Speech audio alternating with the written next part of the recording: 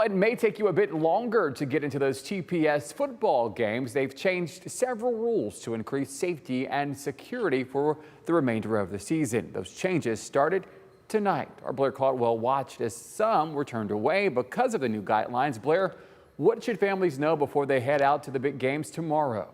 Well, Andrew, the biggest thing I saw was people not having their IDs with them. TPS leaders say they're taking these new rules seriously to ensure safety. But some families tell me they don't think these rules will help entirely.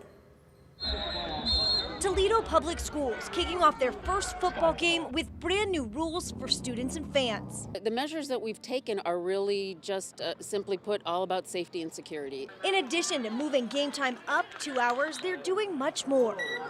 Like searching fans at the entrance, requiring ID. Do you have your ID, ma'am? And a dress code. TPS leaders called for the change after multiple shots were fired near the Woodward football game last week.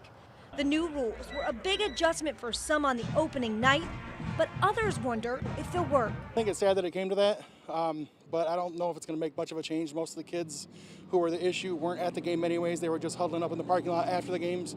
Mike's kids are involved in band and football. He said he had to rush from work to their game because of the change in time. But Jeremy said he wouldn't miss his little brother's senior night. He remembers playing under the lights and how special it was to him. He worries about how not letting students from other schools into the game will impact our community.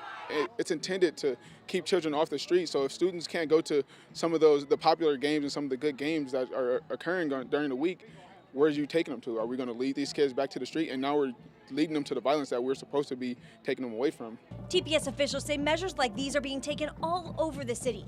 They just want to try to create a safe place for a fun night of football.